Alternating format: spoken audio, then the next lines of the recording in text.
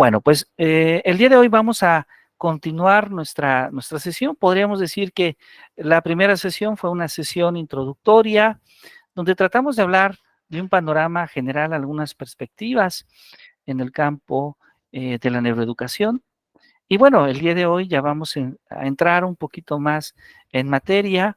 El día de hoy vamos a hablar de la neurofisiología del aprendizaje. Todavía no vamos a hablar del aprendizaje porque esto lo vamos a reservar para la siguiente sesión, pero el día de hoy queremos tratar de explicar con algunas limitaciones cómo funciona nuestro cerebro. Tratar de identificar algunos aspectos anatómicos, funcionales de nuestro cerebro para comprender un poco más cómo es que el aprendizaje se gesta. Entonces, bueno, yo les invito a que disfrutemos mucho de esta sesión. Voy a permitirme utilizar una presentación para guiar la discusión, ¿sí? Para poder guiar la discusión del día de hoy, porque vamos a hablar de estas bases neurológicas o neurobiológicas del aprendizaje. Y bueno, habíamos comenzado ya la sesión pasada. Voy a permitirme, si ustedes me disculpan, voy a permitirme compartir dos láminas que ya había compartido con anterioridad, con una intención didáctica, con una intención de retomar la discusión, ¿no?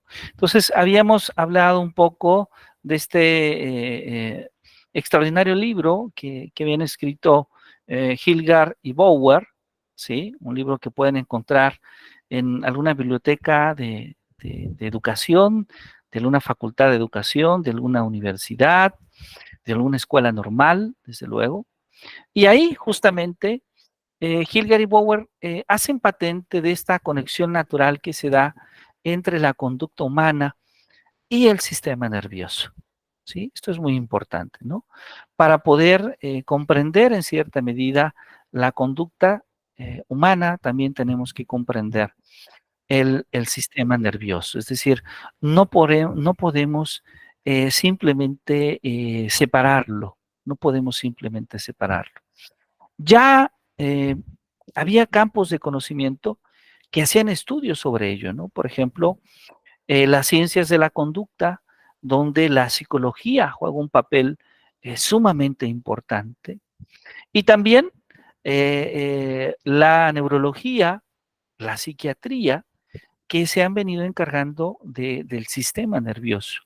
Sin embargo, de momento parecía que cada una estudiaba un mismo objeto de conocimiento, pero desde un enfoque completamente distinto, ¿sí?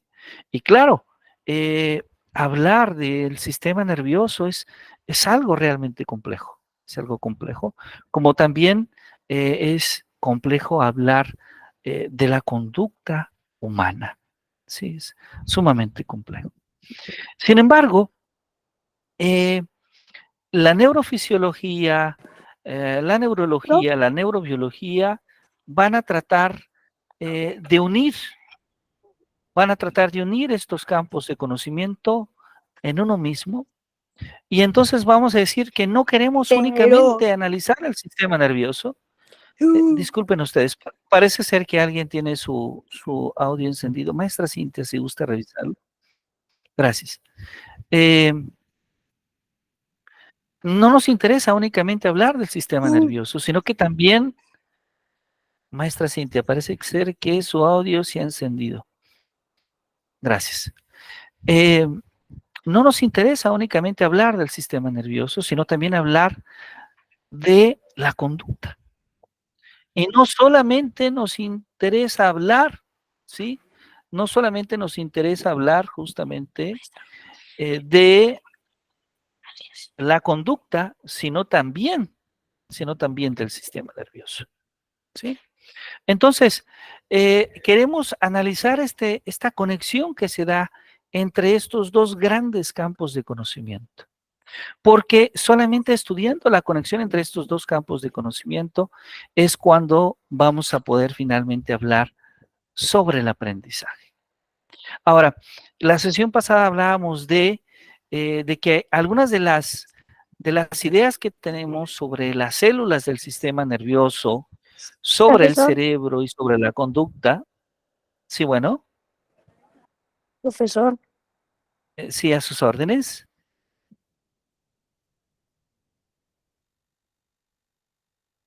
Buenas noches.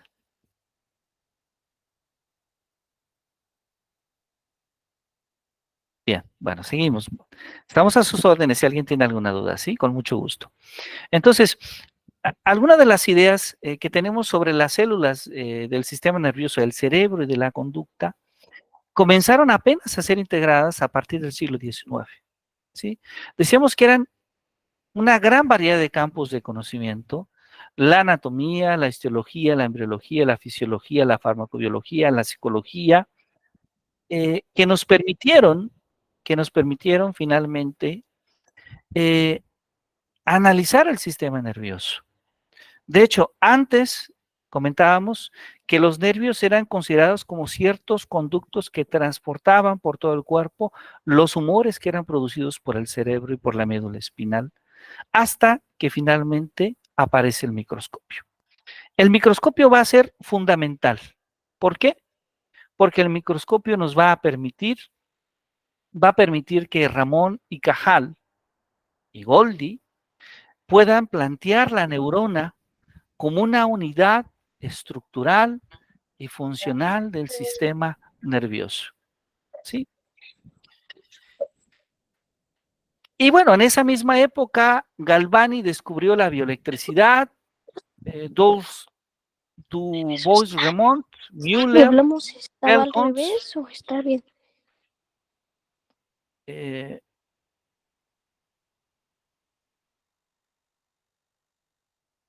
Helmholtz van a comprobar el paso o relevo de una actividad eléctrica, ¿sí? De una neurona a otra, ¿sí? Eh, por un lado, Bernard Ehrlich y Langway van a añadir ese conocimiento, las bases químicas que más adelante finalmente van a permitir conocer cómo se transmite la información entre las neuronas, la secreción, la recepción de mensajeros químicos o neurotransmisores en regiones de contacto, de sinapsis entre dos células nerviosas. Y bueno, comentábamos justamente, tomábamos una primera imagen, decir, ah, mira, eso es una neurona. Bueno, vamos a ir entrando un poquito en detalles. Después comentamos que para el siglo XX, ¿sí? Siguiendo las ideas de Descartes, renace el interés por el estudio de los reflejos, particularmente en la médula espinal, y los trabajos de Sherrington, los trabajos de Pavlov, permiten investigar los reflejos condicionados y surge la psicología de la cognición. Gacinaga nos decía que el estudio de las neurociencias cognitivas busca determinar los algoritmos que rigen el desarrollo y la asociación funcional de los elementos estructurales neurales para generar una actividad fisiológica. El resultado de esa actividad fisiológica, ¿qué es? Pues es justamente la percepción, la cognición y la conciencia. Koslin, por otro lado, nos decía que la meta es determinar cómo el funcionamiento cerebral da lugar a lo que conocemos como actividad mental, ¿no? Y decíamos que justamente cuando hablamos de actividad mental ya requerimos de hablar de mente, que hay muchas conceptualizaciones, muchas que tienen implicaciones filosóficas y que tomamos probablemente la que tiene una de las menores implicaciones, entenderla como una entidad inmaterial cuya principal función es controlar el comportamiento, como aparece en Alcaraz y en Guma, ¿no? Entonces, bueno, el día de hoy vamos a tomar esto como punto de partida para hablar justamente de esta neurofisiología, ¿sí? Entonces, lo primero que me gustaría que observáramos es esta imagen donde podemos ver justamente al cuerpo humano y podemos identificar en él el cerebro. Podemos identificar en él la médula espinal y en cierta medida lo que comúnmente llamamos los nervios, esos nervios que aparecen en nuestras manos, en nuestras piernas, que aparecen en gran parte de nuestro cuerpo.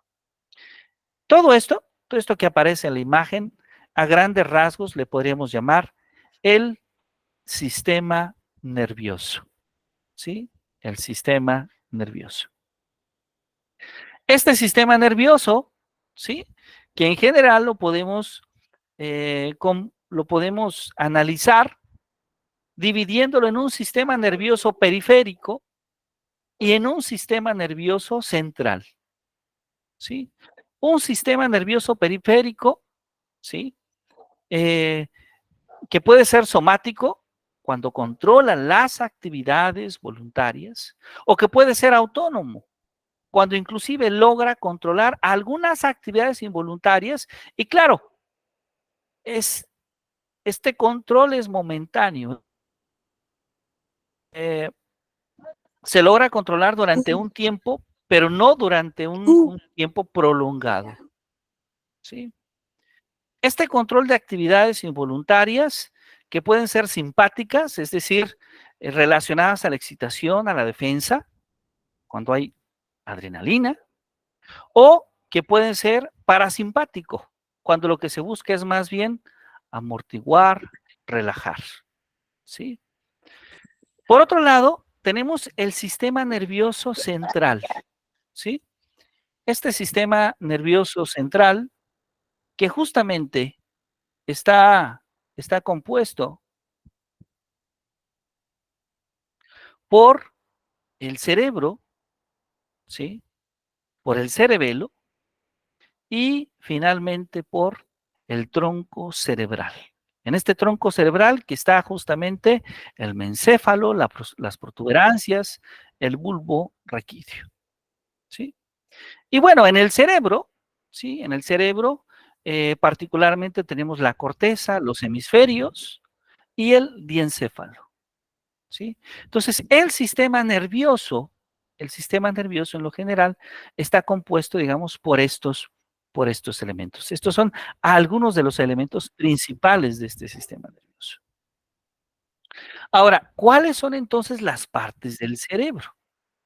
Pues las partes del cerebro son, por un lado, el lóbulo frontal, el lóbulo parietal, el lóbulo occipital, el lóbulo temporal, la médula espinal, y como ustedes pueden ver en la parte eh, inferior, la parte baja, tenemos también ahí el cerebelo. También tenemos ahí el cerebelo. Muy bien, estas son las partes de nuestro cerebro. Ahora, estas partes de nuestro cerebro vamos a revisarlas con un poquito más en detalle, ¿sí? Ahí las tenemos. Estamos viendo cómo se vería una persona de perfil. Estamos tomando una imagen como si la persona estuviese de perfil, ¿sí? Y ahí podemos ver, por ejemplo, cómo tenemos el lóbulo frontal, ¿sí? El lóbulo frontal, que son justamente parte de sus funciones se relacionan con algo que vamos a llamar las funciones ejecutivas, funciones básicas, el pensamiento, Profesor, ¿a qué la, se refiere con eso? la planificación. Ah, hola, ¿qué tal? Bueno, a lo que nos referimos son a las funciones que hace justamente nuestro cerebro. Por ejemplo, pensar, planificar, organizar, ¿sí? Controlar el comportamiento y también regular nuestras emociones, ¿sí? Ahí está el lóbulo frontal. Eso sucede en nuestro lóbulo frontal, que es más o menos esta parte que tenemos un poquito después de nuestra frente, ¿sí? Un poco más arriba está la corteza motora, ¿sí? La corteza motora que se encarga del movimiento y después de la corteza motora tenemos la corteza sensorial, ¿sí? La corteza sensorial, donde ahí justamente se generan las sensaciones. De hecho, de ahí proviene el nombre de corteza sensorial. Después también tenemos el lóbulo parietal, donde tenemos ahí se genera la percepción, el lenguaje, inclusive la aritmética, Miren qué interesante. La aritmética, ¿sí? La capacidad de contar, ¿sí? Esto que comúnmente llamamos el cálculo mental está relacionado al lóbulo parietal, ¿sí? El lóbulo occipital tiene la visión, tenemos el cerebelo, después tenemos el lóbulo temporal, donde está la memoria, el entendimiento y el habla, ¿sí? El entendimiento y el habla, ¿sí? Y después tenemos en la parte baja, esta parte que comúnmente llamamos nuca, cuello, pues ahí tenemos el tronco encefálico, la médula espinal. Entonces, bueno, estamos conociendo las primeras partes de nuestro cerebro, ¿sí? Cómo está estructurado. Entonces, este es el cerebro, pero con un corte que llamamos plano coronal, ¿sí? Este es nuestro cerebro, pero con un corte que nosotros llamamos plano coronal, justamente. Entonces, cómo es el plano coronal? Bueno, pues este plano coronal eh, está compuesto por, vamos a tratar de identificar algunas partes, por favor. Eh, Corteza cerebral, ¿sí? Cuerpo calloso, fórmix, tálamo. Vean por favor dónde está el tálamo, va a ser muy importante. Después tenemos, ¿sí? Después tenemos el hipotálamo, ¿sí? Que va a ser muy importante. Vamos a tener la amígdala va a ser muy importante, ¿sí? Y después tenemos el tronco cerebral, ¿sí? El tronco cerebral. Vean por favor en el tronco cerebral que está compuesto por tres partes, ¿sí? El mencéfalo en la parte de arriba, ¿sí? Tenemos la protuberancia un poco más abajo, el bulbo raquídeo un poco más abajo y mucho más abajo la médula espinal, ¿sí? Si nos vamos al otro lado, tenemos el cerebelo, nuevamente la amígdala, por favor, vean, hay una amígdala del otro lado, el núcleo caudado y esta región que comenta la parte superior, simplemente llamamos eh, cerebro. Ahora, por otro lado, también podríamos observar algunas partes del cerebro específicas, ¿sí? Algunas partes del cerebro específicas que tienen que ver justamente con a lo que llamamos el sistema límbico, ¿sí? Vean, por favor, a ver si logramos identificar el óvulo frontal. Después tenemos el núcleo anterior del tálamo, ¿sí? El cuerpo del Folkmix, ¿sí? Y ahí vamos a tener nuevos elementos. Ahora, la parte que más nos interesa es esta, para el objetivo de nuestra sesión el día de hoy. Veamos, por favor, el sistema nervioso, ¿sí?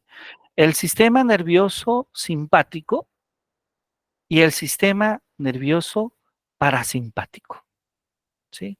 Esto que nosotros tenemos en esta imagen, ¿sí? Es la imagen de nuestra cabeza, de nuestro cerebro, ¿sí? Como si la persona estuviese acostada, justamente, como si la persona estuviese acostada en una cama, y lo que vemos es la parte superior de la cabeza, donde va a estar el cerebro, y después lo que vemos hacia adelante son las diferentes vértebras de la médula espinal. Eso es lo que tenemos en esta imagen, ¿sí? Entonces, ¿qué tenemos? Tenemos el cerebro que conecta de manera importante con puntos de otros órganos del cuerpo humano, ¿sí? La contracción de la pupila, ¿sí? El corazón, el estómago, el páncreas, el hígado, la vesícula biliar, la vejiga. Por otro lado, las glándulas suprarrenales, el riñón, ¿sí?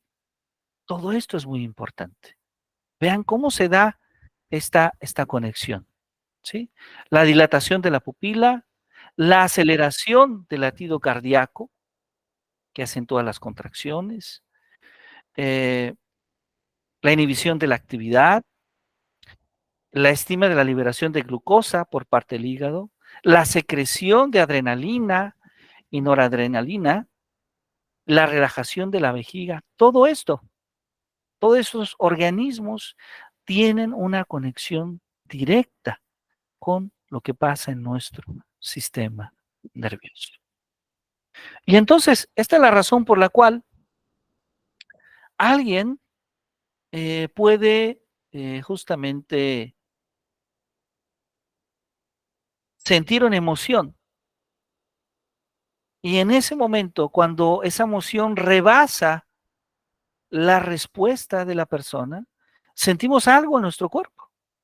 Sentimos por ejemplo, si es una emoción que nos puede generar algún tipo de estrés, esa emoción nos hace sentir algo en nuestro estómago inmediatamente, o algo en nuestro pecho, ¿sí?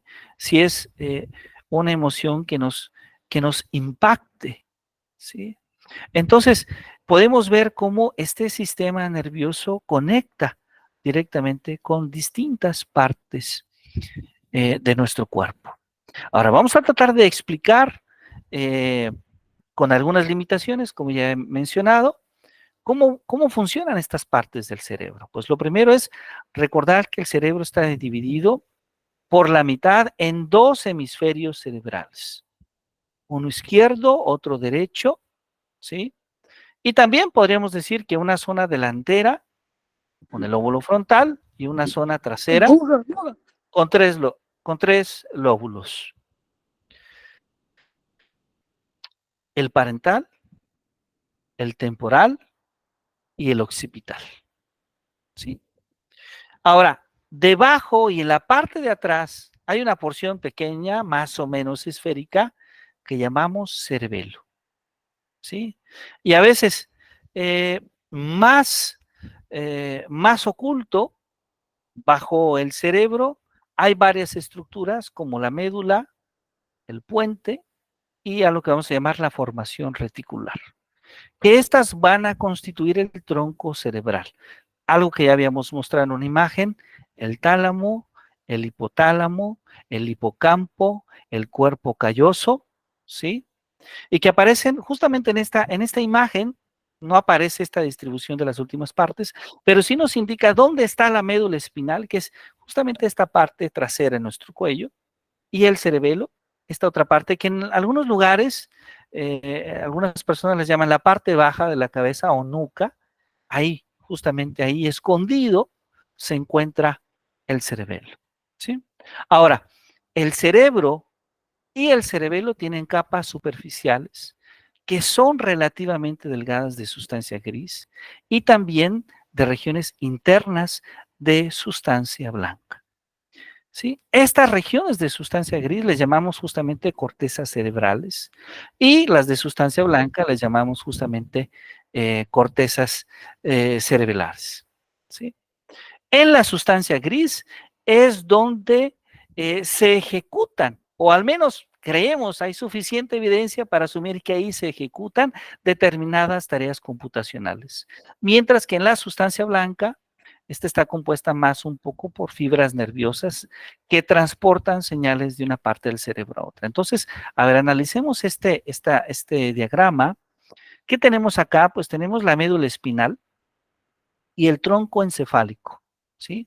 Y veamos cómo tenemos la médula, después el puente de Barolio y el mencéfalo. Y el mencéfalo. Muy bien.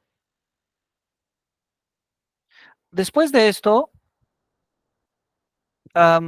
tenemos el cerebelo que aparece ahí en verde, ¿sí? Y después, en un color azul suave, identifiquemos la corteza cerebral, el cuerpo calloso, ¿sí? En amarillo identifiquemos el tálamo, por favor, el hipotálamo, que aparece ahí en naranja, ¿sí? El hipocampo, por favor, la glándula pituitaria, ¿sí? Ahí aparece. Entonces, estamos tratando de hacer esta descripción de nuestro cerebro. Entonces, la corteza cerebral tiene asociada funciones específicas. Por ejemplo, la corteza visual. Si la corteza visual, voy a irme atrás, poco atrás, y me voy atrás porque aquí hablábamos algo de lo visual. Por favor, observen el lóbulo occipital. ¿Sí? Bueno, pues la corteza visual, pequeña capa,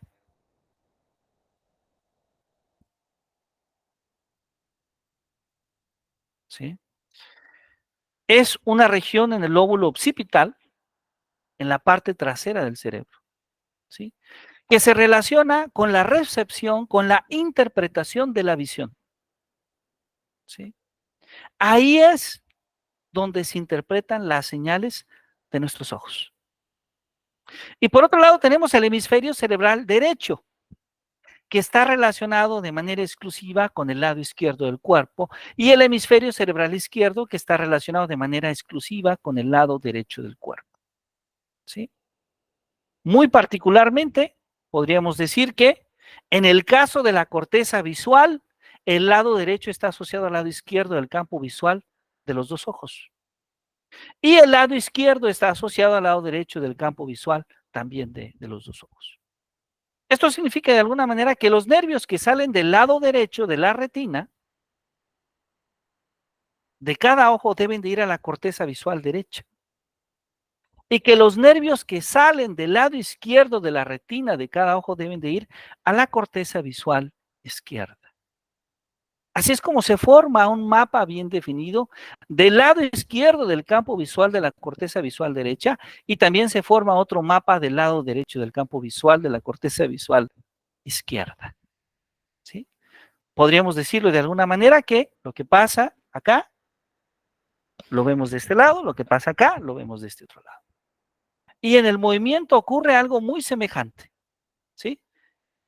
Esta parte de nuestro cerebro dirige el lado izquierdo, esta parte dirige el otro lado correspondiente.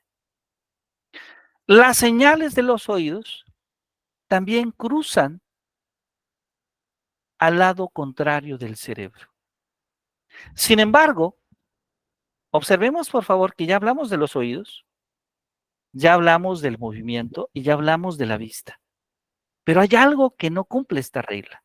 Y lo que no cumple esta regla es el olfato. Y esto es muy interesante.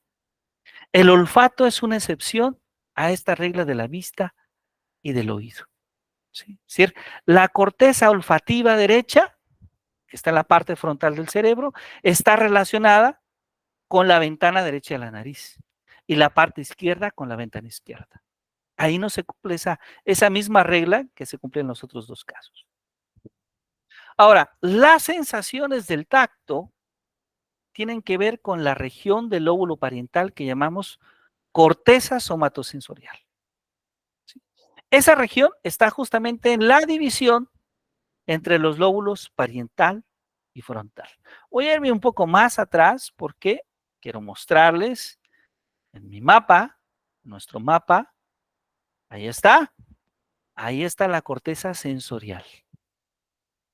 A ver si todos logramos ubicarla. Ahí está la corteza sensorial. De eso estamos hablando, de esa parte del cerebro estamos hablando. Entonces, esta corteza, ajá, somatosensorial, ¿sí? Se forma entre esta división entre los dos lóbulos.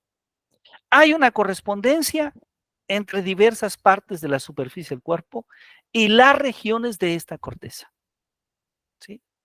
Es decir, la corteza somatosensorial derecha trata las sensaciones del lado izquierdo y la izquierda trata las sensaciones del lado derecho del cuerpo.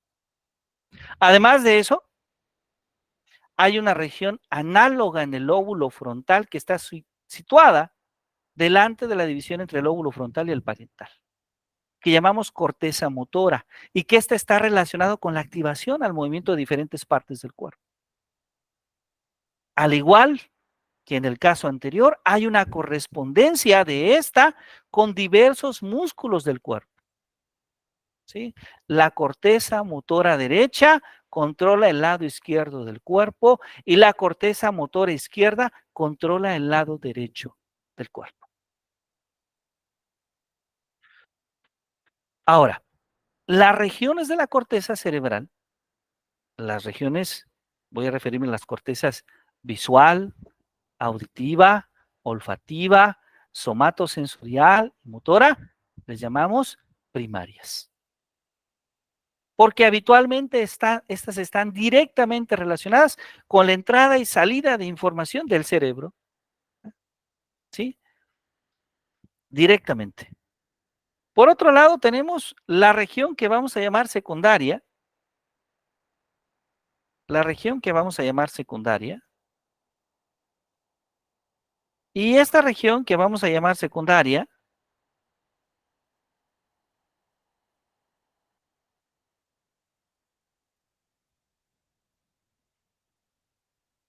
está relacionada justamente con los planos que concibimos del movimiento, que los va traduciendo la corteza motora primaria en instrucciones específicas a los movimientos musculares reales. Ahora, es muy interesante mencionar lo siguiente, ¿sí? Es muy interesante mencionar lo siguiente, que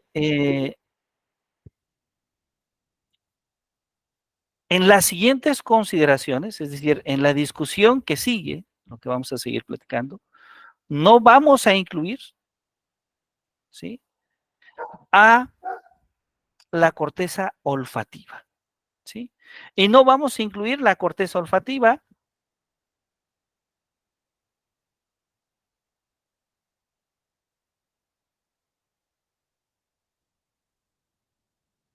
porque su comportamiento es diferente al de las anteriores, ¿sí? Pero además no solo por eso, sino porque en realidad sobre el olfato conocemos mucho menos que sobre las otras cortezas visual, auditiva, somatosensorial y motora. Ahora, hemos hablado entonces de que hay regiones primarias, regiones secundarias y hay regiones que vamos a llamarlas terciarias o que también a veces les llamamos cortezas de asociación. En esas cortezas es donde se lleva a cabo la actividad probablemente más abstracta, más sofisticada de nuestro cerebro. Ahí es donde se analiza, donde se mezcla la información de diversas regiones sensoriales. Ahí, posiblemente, es donde reside la memoria. Ahí, posiblemente, es donde se construyen las imágenes del mundo externo. Se conciben y se evalúan también la planeación, los planos generales, y probablemente ahí también se entiende y se formula el habla. Bueno, entonces, vamos a hablar de los centros del habla, ¿sí? Los centros del habla. ¿Y por qué hablo en plural? Porque nuevamente en el campo de la neurología hay preguntas. Así como hace un momento mencionamos que no tenemos suficiente conocimiento sobre el olfato, tampoco tenemos en este momento la capacidad de decir en dónde se genera el habla.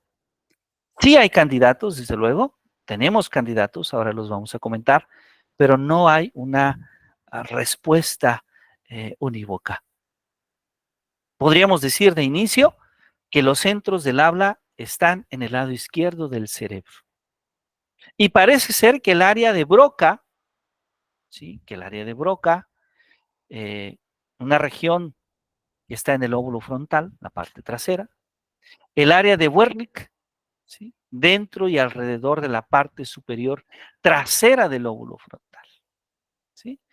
Esta área de Broca está relacionada ¿con qué? Con la formulación de enunciados. Y el área de Wernicke con la comprensión del lenguaje. Aquí quisiera mencionar que hay una diferencia importante, porque una cosa es formular enunciados y otra cosa es comprender lo que el lenguaje dice. Las lesiones, por ejemplo, en el área de Broca, dificultan el habla, pero dejan intacta la comprensión. Una persona que tiene una lesión en el área de Broca no puede hablar, pero puede comprender lo que observa, lo que lee. Mientras que alguien que afecta eh, el área de Wernicke, ¿sí? Sí puede hablar, pero pierde la capacidad de comprensión, pierde la capacidad de entender ese contenido. Ahora, entre estas dos áreas, entre el área de Broca y entre el área de Wernicke, ¿sí? Hay un haz nervioso que llamamos fascículo arqueado.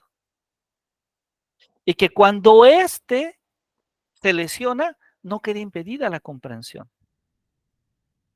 El habla sigue siendo fluida, pero no siempre lo que se comprende puede ser expresado verbalmente.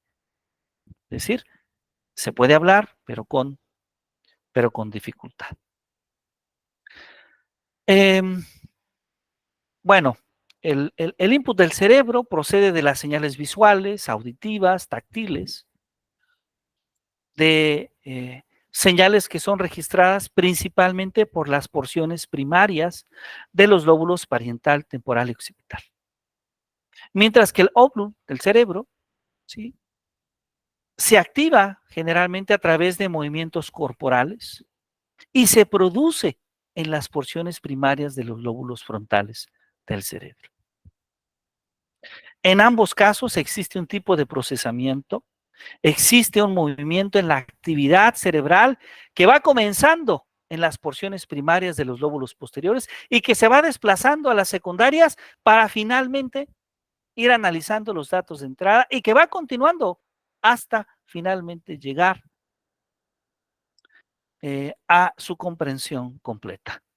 Un poco como sucede justamente con la comprensión del habla en el área de Wernicke. El fascículo arqueado lleva esta información procesada ¿a dónde? Al lóbulo frontal, en donde estas regiones terciarias o cortezas de asociación van formulando los planes generales de actuación, como el habla, ¿sí?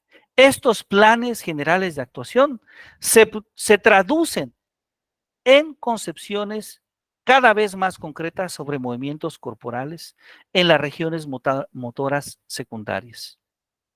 Y finalmente llegan estas señales hasta la corteza motora primaria cuando transmiten la señal a diversos músculos del cuerpo. ¿Sí? Esta investigación del fascículo arqueado aparece recientemente, ¿sí?, en las publicaciones de un matemático, físico muy conocido, pero también que ha dedicado en sus últimas 3 décadas a cuestionarse sobre el cerebro y la mente, que es Roger Penrose, ganador del Premio Nobel de Física. Ahora, esta breve descripción que hemos tratado de hacer, de alguna manera nos hace pensar, como muchos pedagogos, como muchos interesados en el campo de la educación lo hacían en los años 40 y 50, cuando trataban de comparar a la mente humana con una máquina, con una computadora.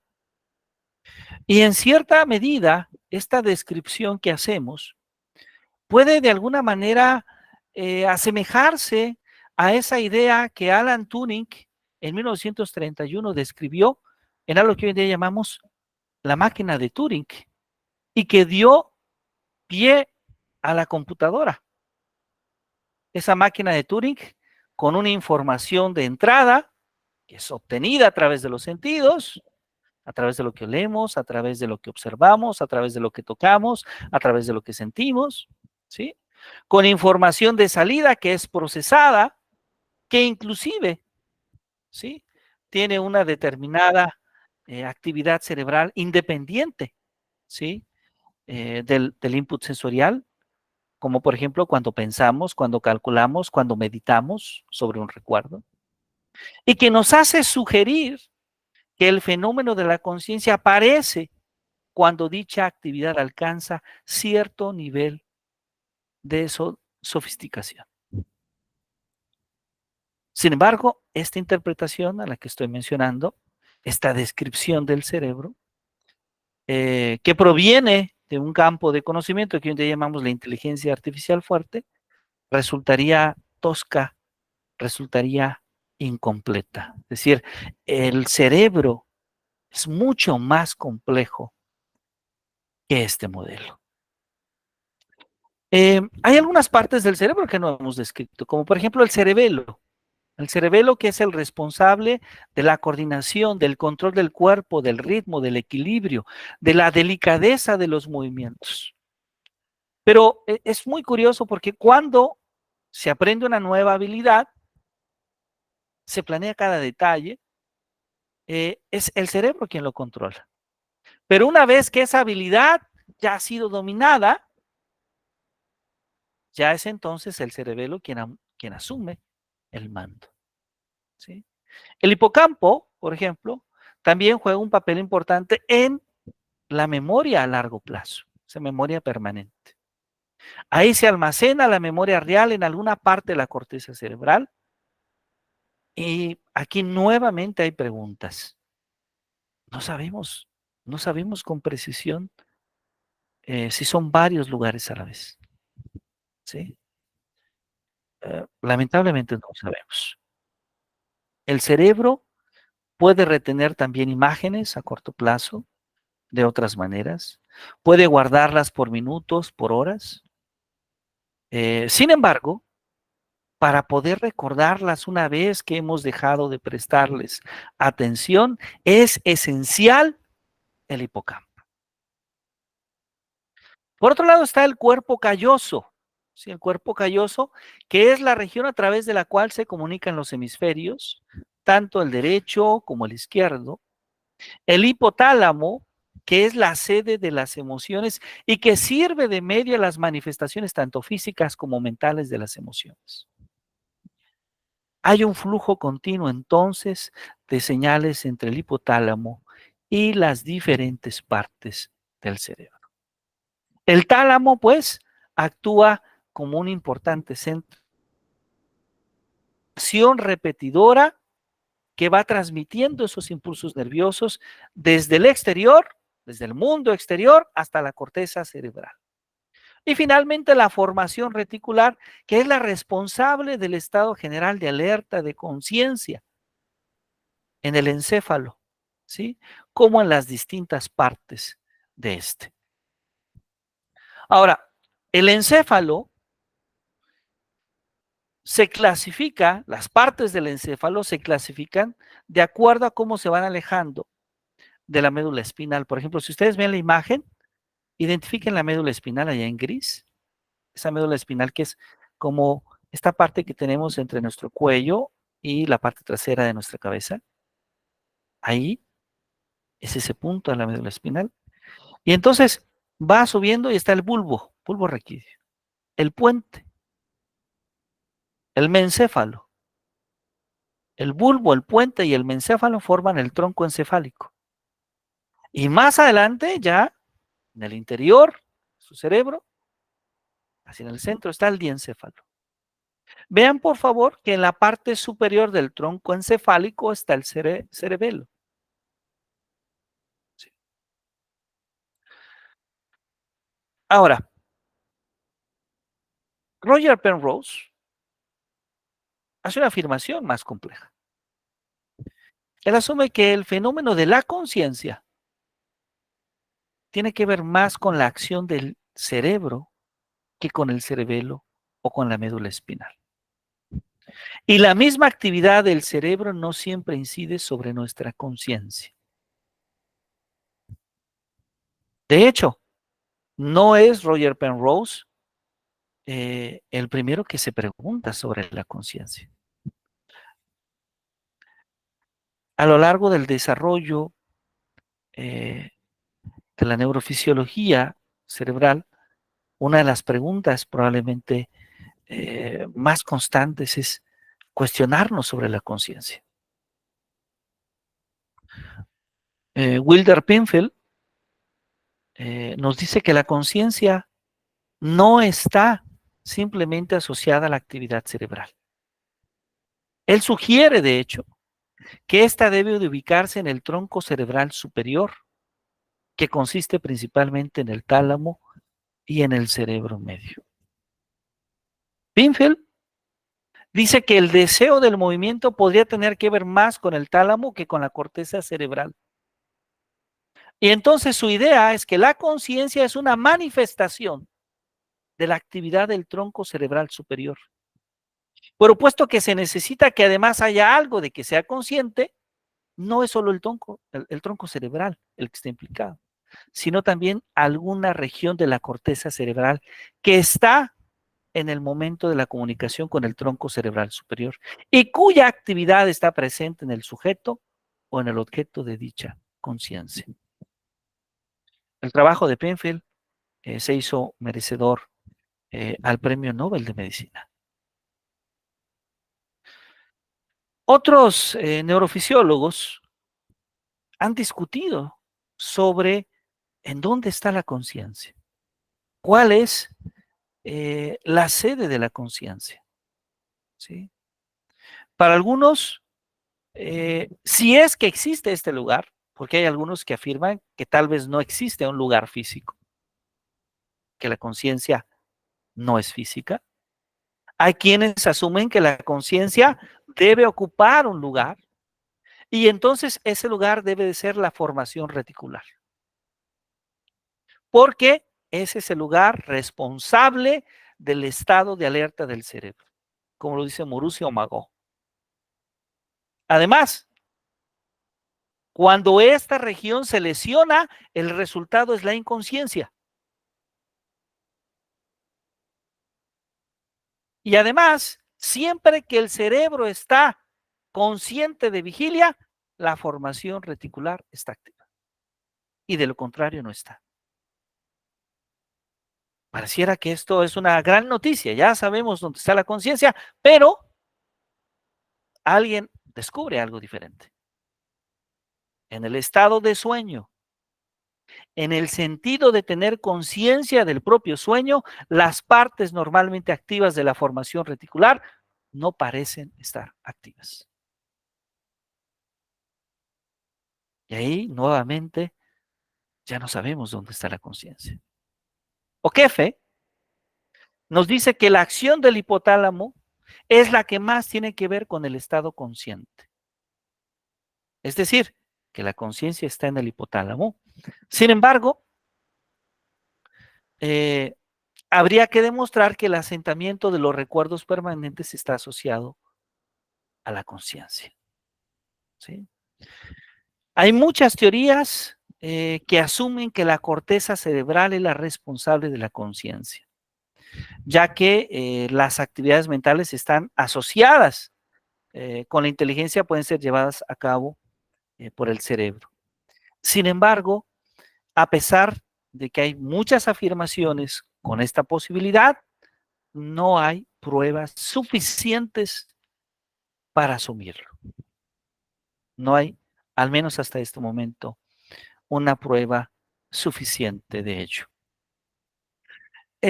También los filósofos, los psicólogos, se han cuestionado sobre la conciencia, pero algunos de ellos lo han hecho desde una mirada distinta, ¿sí?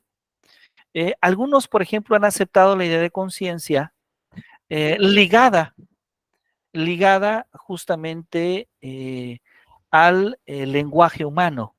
Itze Gabriela Paz, sí, adelante, por favor, si es tan amable. No, adelante. Ok, bueno, muchas gracias. Eh, Entonces, varios filósofos y psicólogos han tratado de asociar esta idea de conciencia más a la idea del lenguaje, ¿sí? ¿Por qué? Porque el lenguaje nos permite filosofar, porque el lenguaje nos permite describir cómo nos sentimos, de modo que podemos convencer a los demás de que nosotros tenemos conciencia del mundo exterior y de que somos nosotros mismos. Entonces, esto liga, esta perspectiva liga a los centros del lenguaje con la conciencia. Es decir, los centros del lenguaje, ya habíamos hablado, están en las áreas de Broca, en las áreas de Wernicke, ¿sí? De tal manera que se puede implicar que la conciencia está asociada a la corteza cerebral izquierda y no a la derecha, ¿sí? John Eccles, quien aparece en esta imagen, Wilson, Gasinaga, Ledoux, McKay, prueban que en la relación a la conciencia se puede desarrollar en el hemisferio derecho con limitaciones en el desarrollo del lenguaje. Vaya, esto complejiza nuevamente, porque cuando creíamos que ya habíamos encontrado un lugar para la conciencia, John Eccles, que por cierto, por este estudio recibió el Premio Nobel de Medicina, pues nos dice que no sabemos. Maestra Katia, a sus órdenes, un gusto saludarle. Gracias, buenas noches.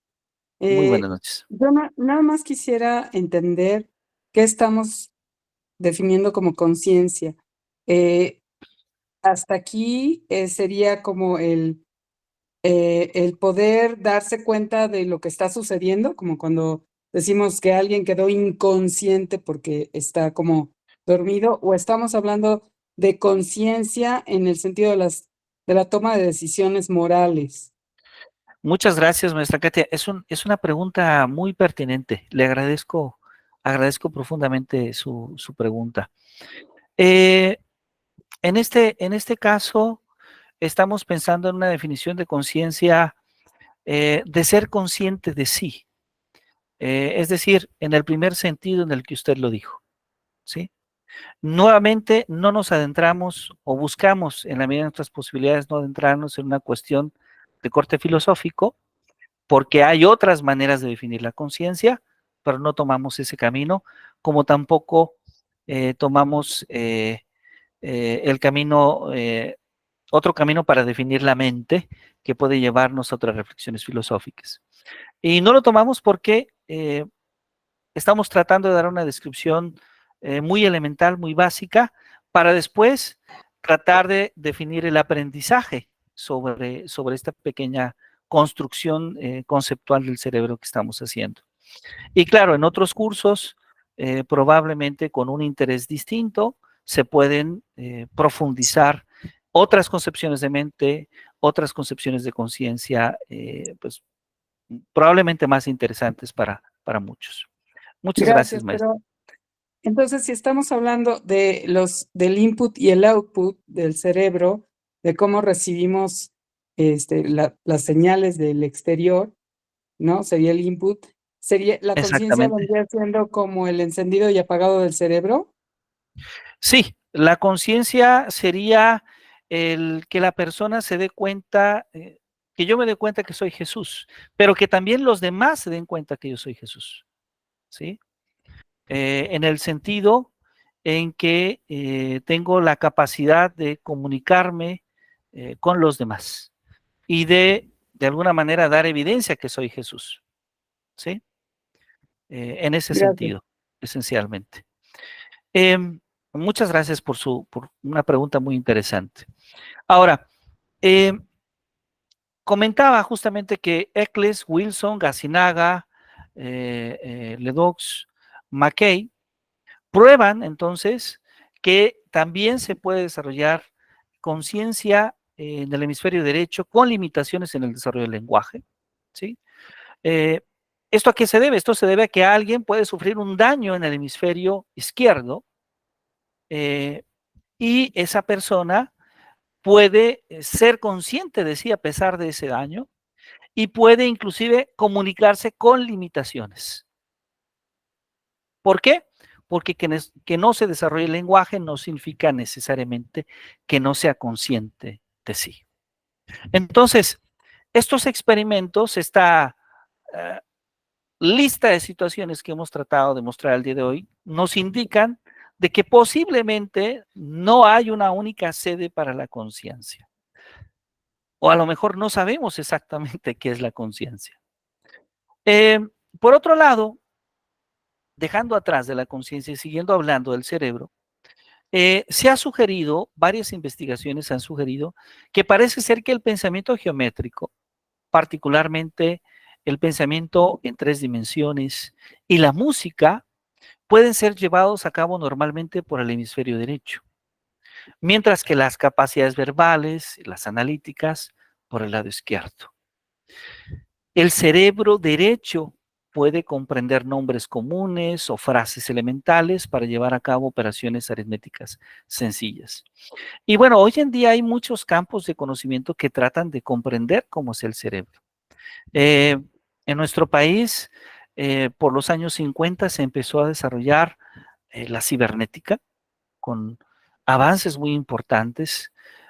Arturo Rosenbluth fue uno de los grandes maestros en México que logró generar una escuela.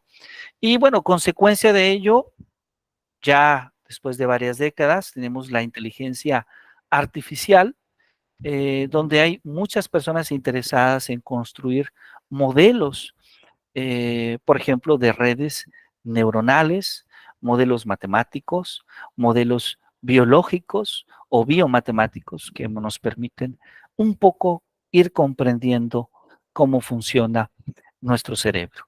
Pero bueno, he platicado mucho y sé que una gran parte de los términos probablemente hayan sido cansados en esta discusión. Entonces, me he permitido proponer el uso el día de hoy de un video breve, que nos explica cómo funciona nuestro cerebro. Entonces, voy a dejar de compartir un momento para justamente eh, poder, poder con todos ustedes mostrar este video breve que trata de explicar de mejor manera, de cómo yo lo hice, justamente eh, cómo funciona nuestro cerebro, insisto, y de manera muy respetuosa, en términos muy generales, desde luego, en términos muy generales, tratando de dar una descripción que podríamos llamar eh, elemental, una descripción que podremos llamar nosotros elemental de cómo funciona justamente nuestro cerebro, que ese ha sido justamente el objetivo de esta sesión de trabajo. Bien, un momento, por favor, en lo que nuestro video justamente se carga. Este ha sido justamente el objetivo. Y bueno, el día viernes vamos a tratar justamente de conectar estos procesos de los que hemos estado hablando, de cómo, de los procesos que se llevan a cabo en nuestro cerebro para construir la noción de aprendizaje, ¿sí? Esta noción que va a ser sumamente importante porque va a ser un punto de partida distinto a las nociones de aprendizaje que nosotros desde diversos campos de la educación ya conocemos. En nuestra formación como profesores seguramente hemos tenido la oportunidad de escuchar desde las teorías que surgen a finales del siglo XIX, con todas estas teorías que surgen en el siglo XX, hasta las teorías más recientes a principios del siglo XXI. Y dentro de estas últimas vamos a encontrar justamente la noción de aprendizaje que proviene, o algunas aproximaciones a la noción de aprendizaje que provienen justamente desde la neuroeducación, ¿sí?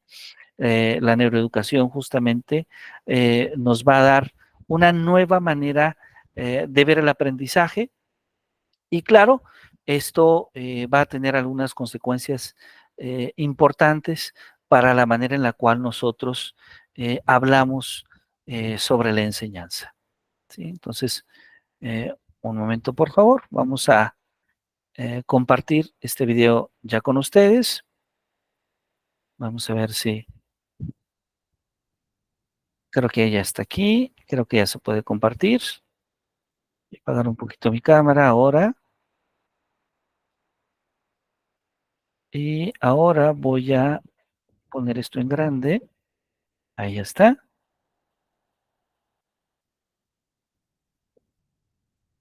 Muy bien. Entonces les voy a pedir a todos y a todos ustedes su atención para que creo que este video se entiende y deseo profundamente que se entienda mucho mejor con lo que hemos discutido ya el día de hoy. Creo que esto ya puede ayudarnos mucho más a clarificar nuestras ideas. Aunque pocas veces nos paramos a pensar en la importancia que tiene dentro de la regulación de nuestras actividades cotidianas, anatómicamente, el cerebro es la parte más voluminosa del encéfalo y está dividido por un surco central llamado cinsura longitudinal en los hemisferios derecho e izquierdo, a la vez unidos por el cuerpo calloso. La superficie de cada hemisferio presenta un conjunto de pliegues que forman una serie de depresiones irregulares, son los surcos o cisuras. La disposición que adoptan estos surcos nunca es igual entre los cerebros de diferentes personas y también adoptan disposiciones distintas en ambos lados de un mismo encéfalo. Cada hemisferio cerebral se divide en 4 lóbulos: el frontal, el parietal, el temporal y el occipital. En general, los 4 primeros lóbulos se sitúan debajo de los huesos, que llevan el mismo nombre.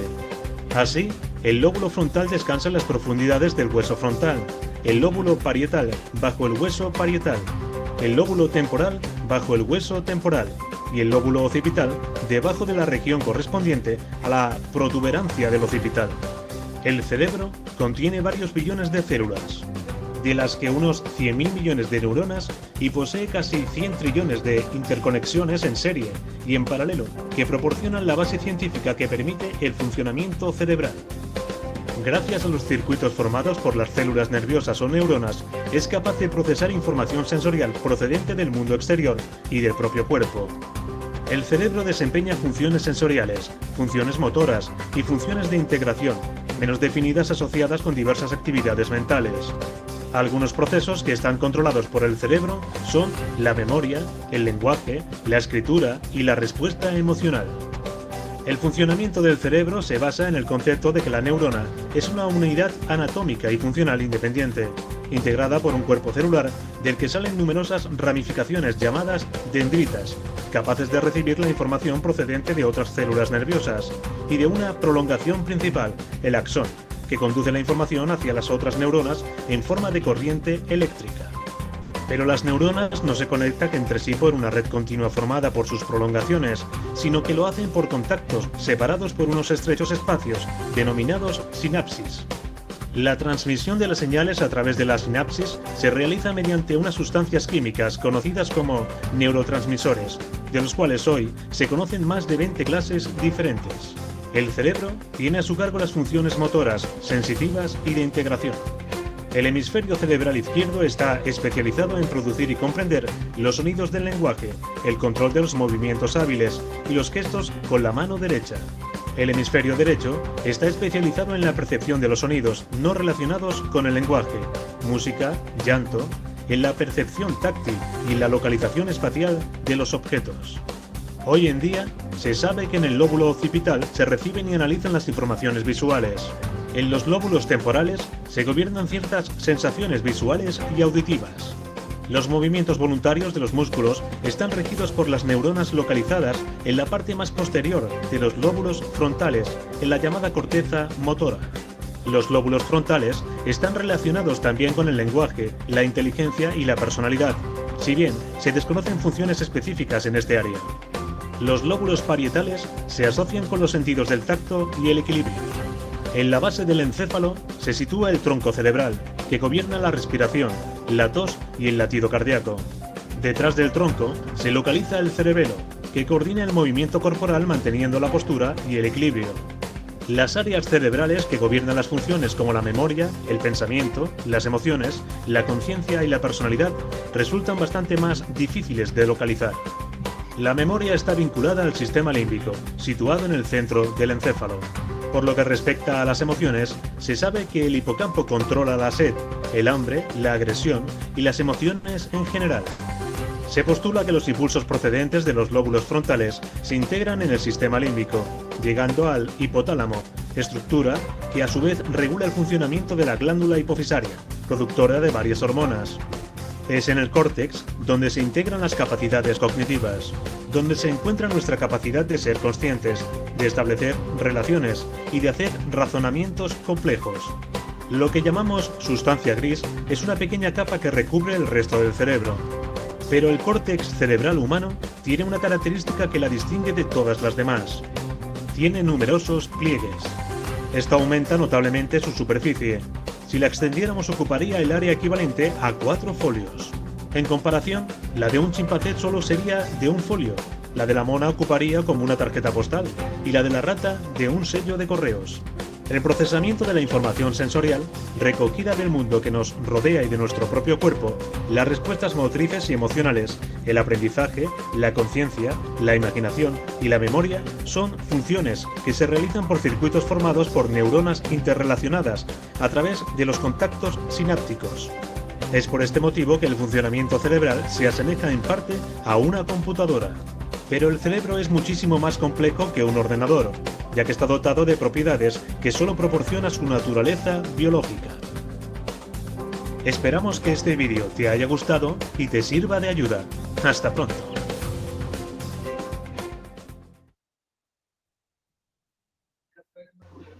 Hola a todos y todas, qué lindo que es encontrarnos.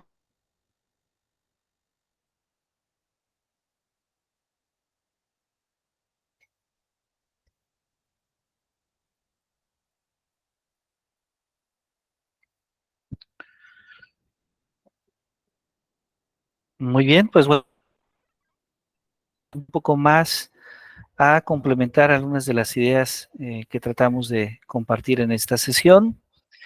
Y bueno, estoy muy de acuerdo con esta idea justamente de la que nos habla la maestra Leonor Sánchez. Cuando se motiva el proceso de aprendizaje, se despierta el interés por saber, las emociones se conectan y se logra adquirir conocimiento que refleja un cambio en nuestra actitud o comportamiento. Claro que sí, de hecho, un poco más adelante vamos a ver esta conexión tan importante que se da entre lo cognitivo y lo emocional. Bueno, solamente para terminar nuestra sesión el día de hoy, les comparto algunas de las funciones de los hemisferios cerebrales, particularmente del hemisferio izquierdo, del hemisferio derecho. Quiero decirles que esta tabla no es de su servidor, es del doctor Rafael Vizquerra, que generosamente la ha compartido. Aparece esta tabla en uno de sus libros de psicopedagogía del aprendizaje.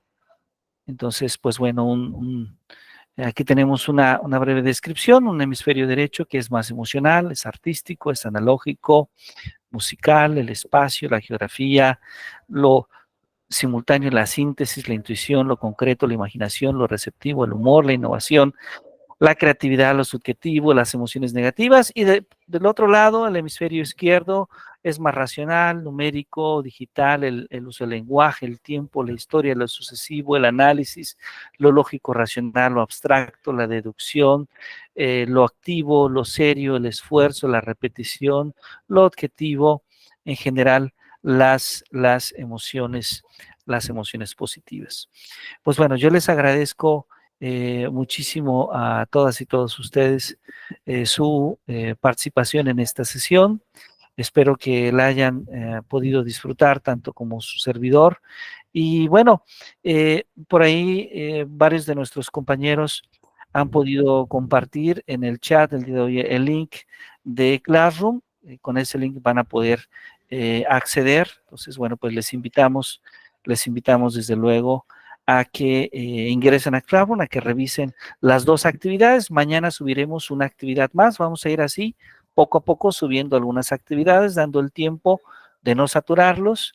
Y pues bueno, agradecemos muchísimo que nos acompañen. Les invitamos a nuestras actividades académicas. Y bueno, pues nuevamente un cordial saludo. Muchas gracias por acompañarnos. No olviden registrar su asistencia con su nombre completo, su institución de procedencia. Muchas gracias a todos y que tengan una muy buena noche. Cualquier persona que tenga un problema, muchas gracias. Gracias a todos. Cualquier persona que tenga alguna dificultad en Classroom, no deje de enviarnos mañana un mensaje de WhatsApp. Estaremos pendientes para apoyarles, para atenderlos, con mucho gusto. Que tengan una muy bonita noche. Muchas gracias a todos. Y Disculpe, buen descanso. nada más.